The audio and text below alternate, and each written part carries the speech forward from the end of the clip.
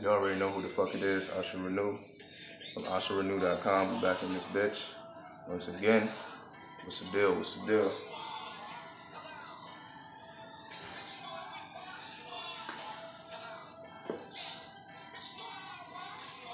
So, first and foremost, shout out to the big homie, Just Light.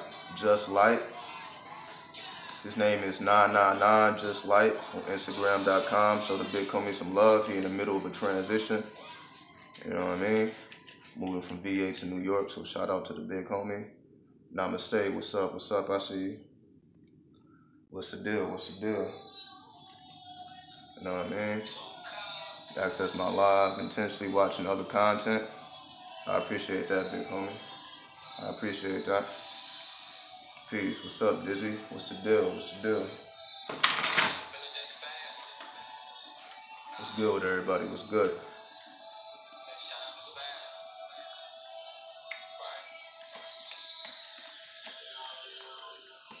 So we're going to shuffle up some cards. Let me turn this down.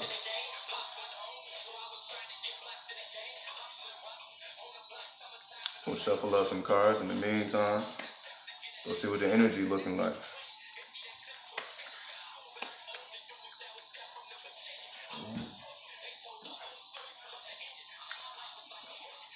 So first and foremost, let's see what's coming up. Work. Right? Now it's been a lot of pyramid talk lately, of course. You already know how the shit go. Closer look on it. See, first and foremost, we see we're working with the energy of Mars. Also working with the energy of Virgo. The masculine energy of Mars. The masculine fire energy going to the energy of Mars. Going to the earth sign of Virgo. So fire and earth don't necessarily disagree with each other. It's more like a neutral, you know, like fire and water completely disagree with each other. But if we're talking about fire and earth, it can go either way. It can potentially be destructive, or it can potentially be constructive, depending on if the field needs to be leveled. So when it comes to works, we're talking about the potential of chaos as well as the potential for opportunity, just depending on what type of works you put in. Because we know when we're dealing with Mars, we're dealing with the energy of Mars. You know, this is like this laser beam energy, right? Depending on how you direct this laser beam, it could potentially heal people. You know, people get all type of laser beam technology done on them for the betterment. Or if you turn the heat up a little bit too high, it could potentially, you know, burn a whole person's face off, just depending on how you use it. Now, we know when we're dealing with Virgo, we're dealing with the purists. We're dealing with things being done in a completely mathematical or logical fashion, always being in tune with the laws of the land, the laws of the world, the laws of the universe. So we must always stay consistent with our laws, always be aware of the laws, right? Because that's the works. If we're talking about the works, we're talking about obeying and being aware of the laws. First and foremost, we know the universal laws. You know what I mean? So if you're not in tune with the universal laws, you can be completely in tune with the laws of the land. But if you don't have access to the universal laws, and not even access, just not applying what you already know, we know we're not going to be able to cause these currents. We're not going to be able to build these pyramids in our mind so that we can channel down information to help us in this physical reality if we're not putting in that work. We're not causing those tides. We must cause the tides. And you see, in order to cause all these tides, it requires works. It requires that mathematical precision. When you look at how pyramids are built, they're built with mathematical precision. Knowing the law. In order to build a pyramid, you must know the law. That's what the pyramid reflects as a symbol. As a symbol, the pyramid reflects knowing the law, because once you know the law and apply the law and understand the law, see, it's through the understanding that the law can be transcended in terms of a person on a calculus level can understand the usefulness of adding and subtraction, but somebody who is on an adding and subtraction level can't really see the value in calculus, right? So we understand there's levels to these works. So when you going, if we're talking about a pyramid, the levels of a pyramid, you may be able to look at a pyramid and it looks simplistic. Okay, it's just three sides. But when you go deeper, as you advance in your mathematical precision, you will start to see things that you didn't see the first time you looked at a pyramid. Because again, it just looks like a basic shape. It doesn't look like anything special. So when we're talking about mathematics, the deeper we get into our mathematics and the more precise we are with our mathematics, we can see more things. We can see the value in little things and small things and taking things step by step and not trying to skip levels, because we understand that every level represents a principle, right? So let's move on to another card. So this is about knowing, using, and understanding mathematical precision in all of not only your physical works, but your mental works and spiritual works. So physically, you know what to do, what not to do, where to go, where not to go. However, we understand when we go to the mind, everything is a mind. So what we can implant things into the physical reality based on our mathematical precision. And mostly, before we even talk about actual mathematics, the first mathematical law we must understand, of course, is the first universal law, the law of the mind. If you don't understand the mind, you're not going to understand anything in nature. You must first seek to understand the mind. The first level or the first step to understand the mind is controlling your breathing. The better and more deep and full that you breathe, the more that you meditate, the more that you contemplate, the more that you ask these questions, the deeper you can go on your levels of mathematical precision. Because you may know mathematics and you may apply mathematics, but it's through the understanding that you get your precision up. The understanding of your mathematics gets your precision up so that it can actually create tides. Whenever things need to change, you know what to do to change them. Whenever things need to be leveled out, you know what to do to level things out. All right, so let's move on. Going to the next card, change, as we were just talking about, right? And this is another earth card. And we also see here's Virgo once again. So we see it's a lot of Virgo energy going on. It's a lot of purification going on. Because again, when we talk about Virgo, we're talking about a process of purification. So right now, we're talking about purification. What are you purifying yourself from? We see that we're dealing with the energy of Jupiter. And Jupiter is all about expansion. What are you attempting to expand so that you can purify? What needs to be expanded in order for purification to take place? What needs to be expanded in order for purification to take place is, as we see, this also is another mathematical law. We know that the law of infinity, right? Even though these are our symbols we are all familiar with, we know that these are all universal and mathematical laws. This is a law.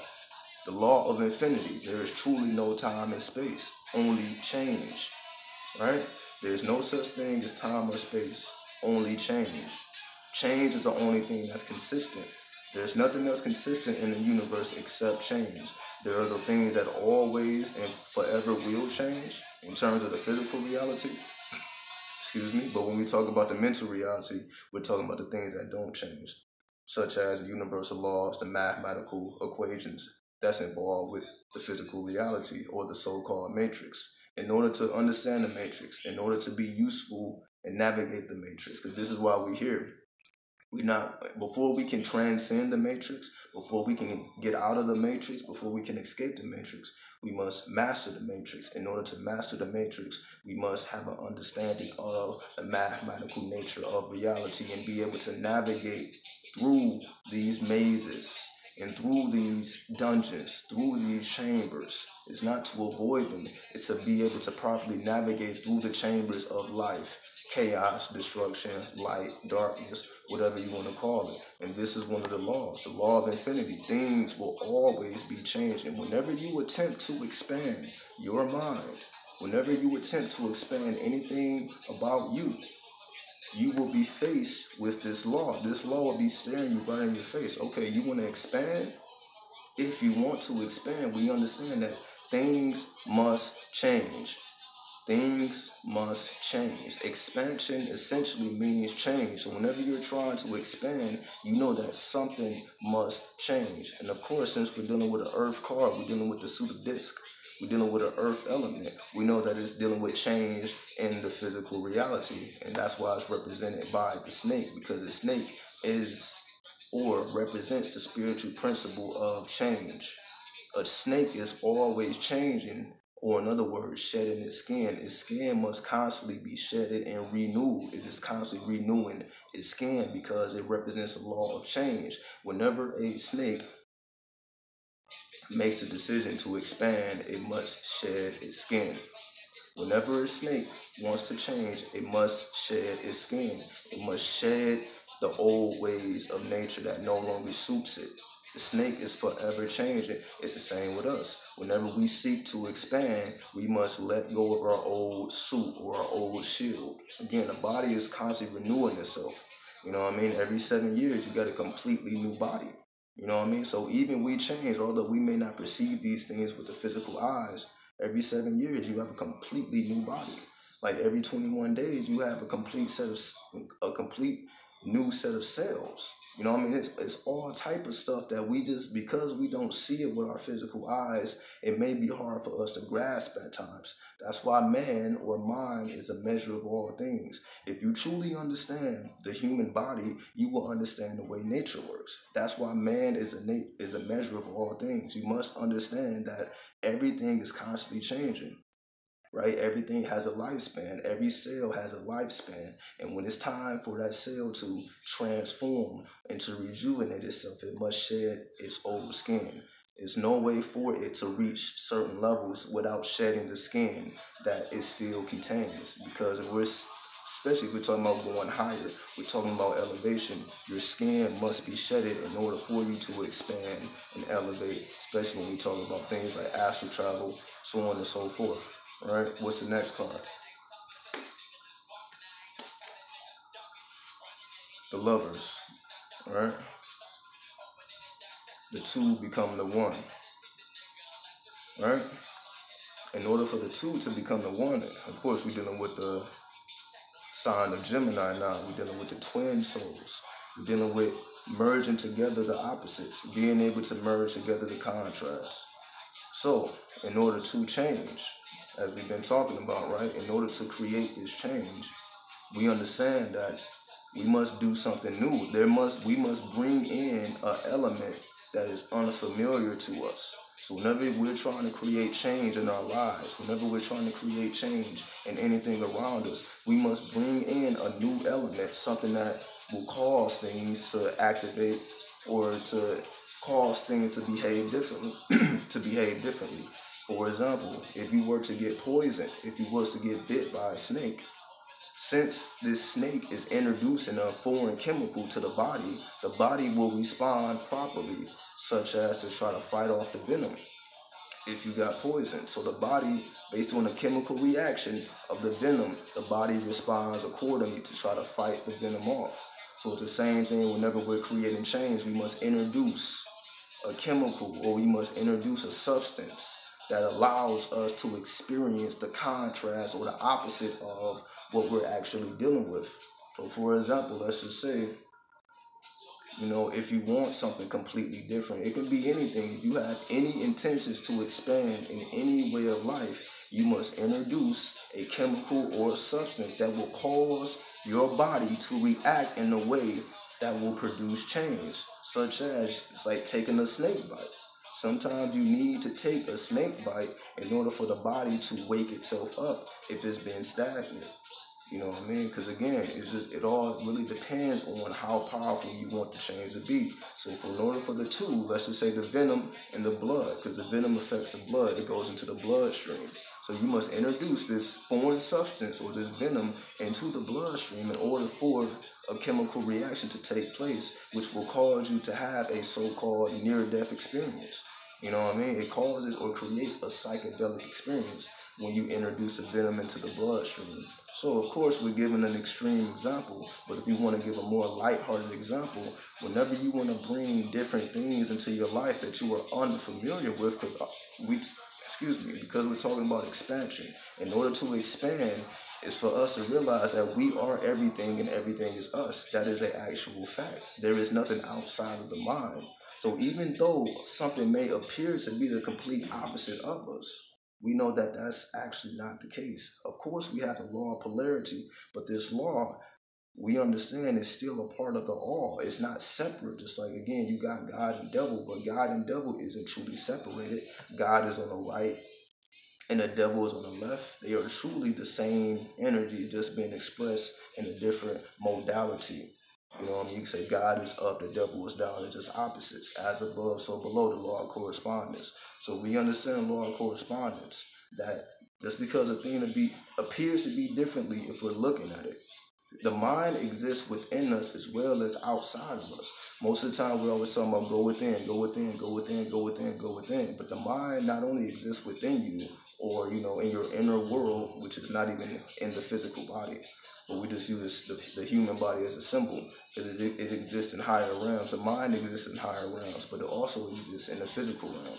So in order to cause change in your mind, because if you change your mind, you're not only going to have an effect on the human body, but you're going to have an effect of how people respond to you. We know it's all about chemical responses.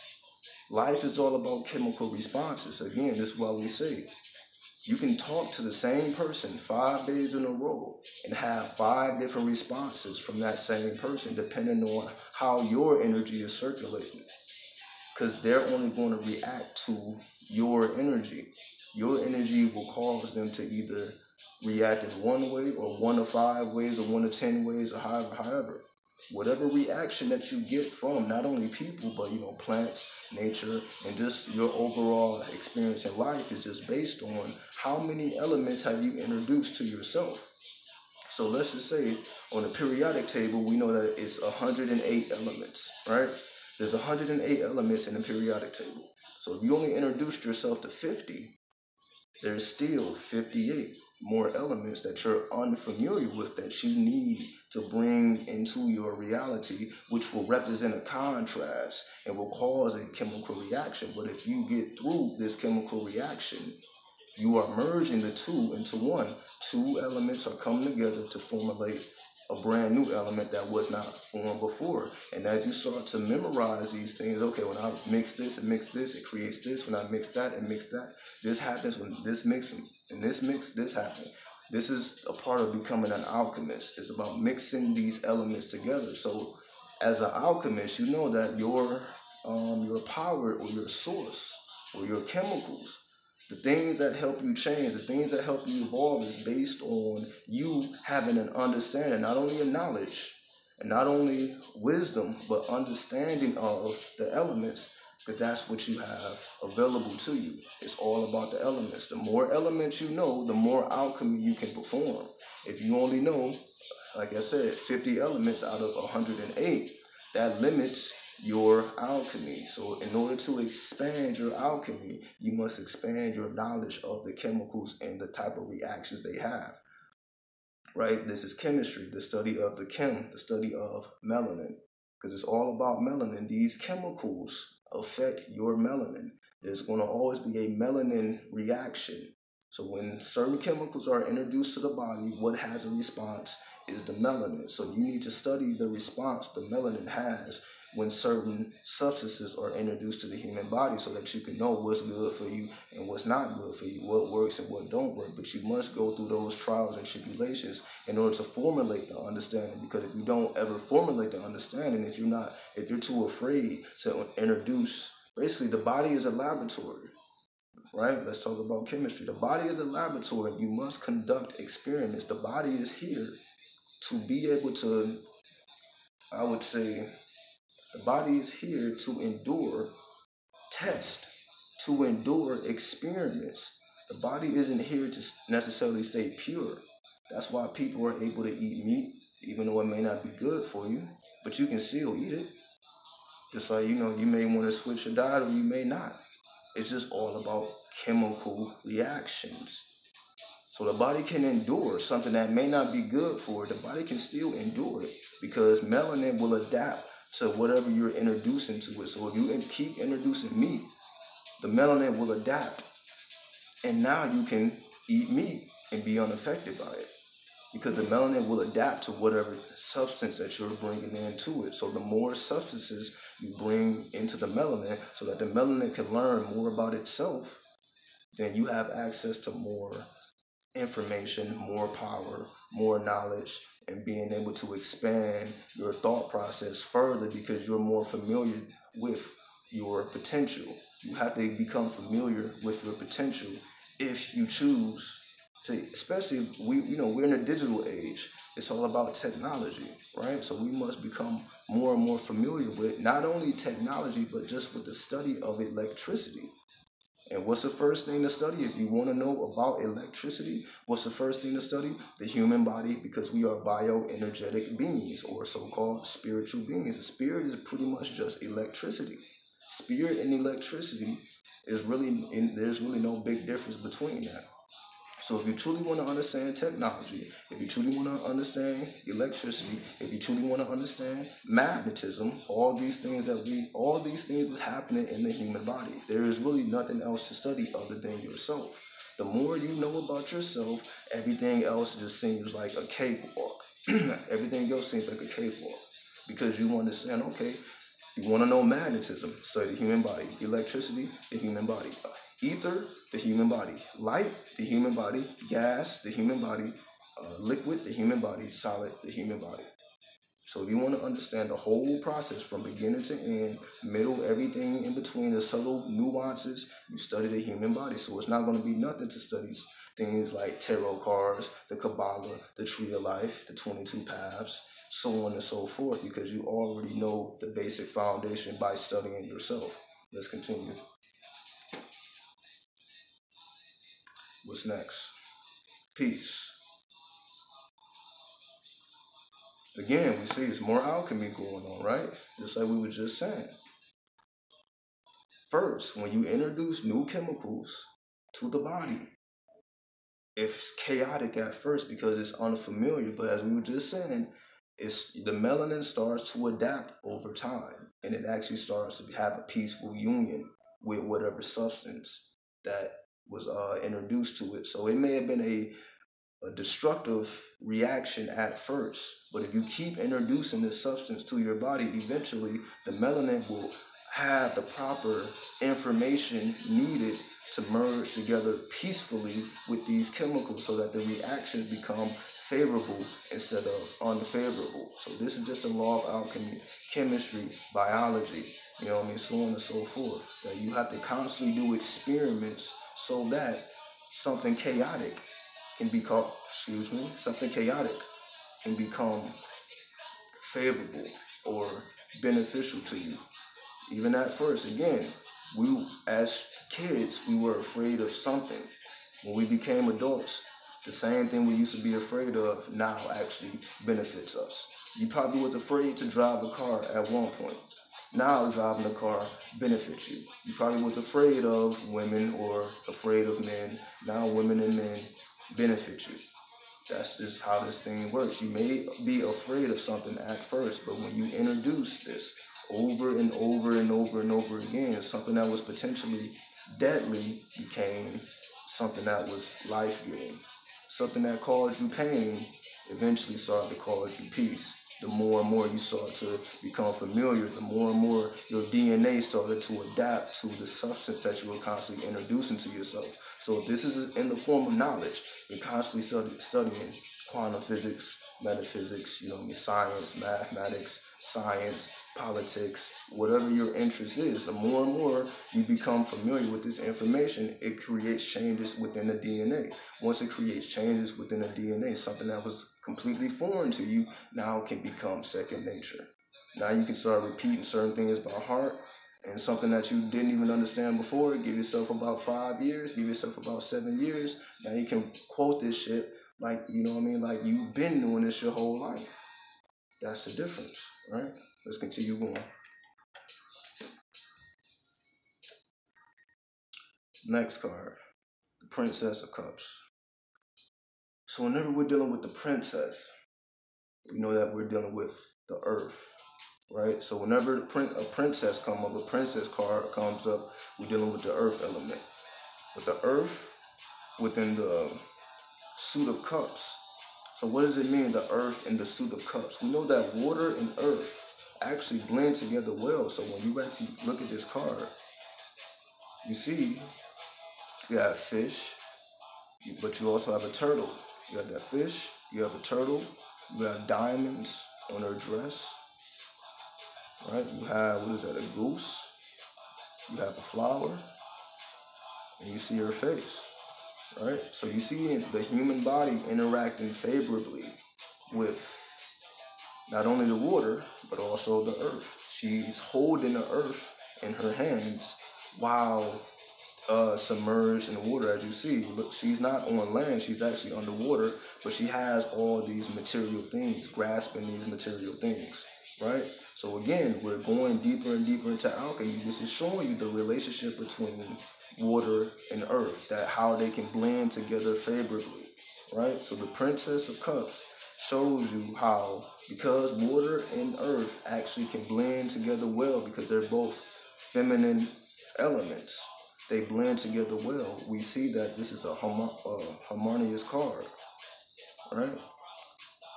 You see harmony in this card. You don't see destruction. You don't see chaos. You see harmony in this card because it's showing you chemistry. It's showing you alchemy. So whenever you have a tarot deck, again, these are just showing you alchemy. So what does this have to do with the human mind and mentally? So merging water and earth. What does this have to do with the mind? For example, we know we have 3 water signs, we have 3 earth signs. You got Cancer, Scorpio, and Pisces. You got Virgo, Capricorn, and Taurus, right? Virgo, Capricorn, Taurus, Cancer, Scorpio, Pisces, right? So we have 3 phases of 3, right? So whenever we're talking about the court cards, so these are called the court cards, the princess, the prince, the knight, and the queen, or the king and the queen, depending on the deck you have. We're talking about the elements. The king is the fire, the queen is the water, the prince is the air, the princess is the earth, as we were just talking about. So whenever we're talking about the court cards, we're dealing with the raw elements. So because we're talking about the princess, she is a fusion of Cancer, Scorpio, and Pisces, right? Hopefully that's not too complicated. So you can say you see the Scorpio energy by her being submerged deep into the waters. You see the Cancer energy by her embracing and nurturing the animals and the earth around her. And lastly, you see the Pisces by her having her eyes closed deep into her imagination. She's deep into the spiritual realm, or in the realm of imagination, because her eyes are closed. She's not looking around at anything. Her eyes are closed. That's the Pisces. She's deeply submerged. That's the Scorpio. She's embracing nature. That's the Cancer. Alchemy. 3 phases of water. You see it all represented in this card. Let's continue forward. Next card. The Queen of Disc. As we were just saying, whenever the queen comes up, we're dealing with the element of water. So you see not the queen, sorry, the princess of disc. My fault. Not the queen, the princess of disc. But we know the princess is earth. Obviously, disc is earth. So this is the earth, right? So of course, we were just talking about the earth, the Virgo, the Capricorn, and the Taurus, right? Do we see the Virgo, the Capricorn, and the Taurus manifesting within this card?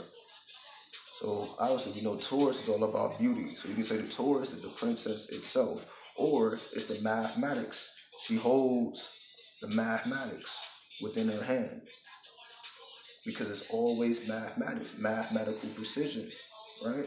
That disc, right, or that coin. This, you see the disc right here. So the disc that she's holding in her hand could be a symbol of Taurus, right? When we go to the Virgo is all about purity, right? That's why she's in the woods. That's why you see the trees, right? You see these trees, that's all about the purity.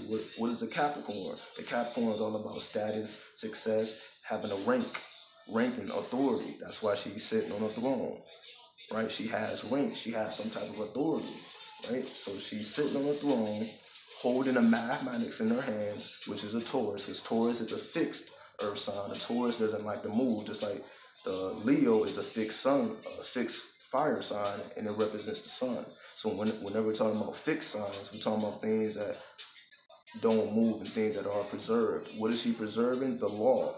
The laws is being preserved. She's holding the law. That's why you see the yin and yang. It represents the mathematical nature and the mathematical laws and the scientific laws of the universe. That's why she holds it in her hand. That she's holding the law. She's obeying the law. She's in tune with the laws of nature. Again, Virgo, she needs to be pure. So she's not around a bunch of people. She's by herself. That's a Virgo. The Virgo is all about purity. And again, lastly, she's in the seat of authority because she's implementing this knowledge. So not only is she embodying the knowledge by holding the knowledge, she is the knowledge because that's why she has a seat of authority, because she is representing what that wisdom is taking place. She's implementing these laws. She don't just know them or have them in her hand. She's in a seat of power because she utilizes them and she understands it and can transcend it. All right? Obviously, you see the Taurus, why you see all these colors and beauty, so on and so forth. You see the spirals. Nature doesn't produce any straight lines. Nature produces spirals. So you see spirals coming out of her crown. So these are all representations of nature. So she's in tune. So she knows I'm not going to have no points, no straight lines. I'm going to have spirals. So you see spirals all around, right? The only thing that seems out of a straight line is that scepter in her hand that she's shooting this power out of, right? That's the wisdom. So she holds the law in one hand and she's utilizing it from this hand, right? The right hand is shooting out the power. The left hand is receiving the law. The left hand receives the law. The right hand shoots out the law, the power, right? So, need I say more? So, I was just in a scientific mood, you know what I mean? Just in my scientific mood. So definitely want to give y'all some quick pointers when it comes to alchemy, when it comes to chemistry, how to introduce these elements and how all this works from a more scientific level and what's really going on with the human body, infusing it with the mind and manifesting reality from this more technical standpoint. So I'm going to be right back at y'all with a whole nother video talking about a whole nother thing. And we're going to get up out of here. Peace, Hotep, chaos, destruction. We out this bitch. Let's get up out of here.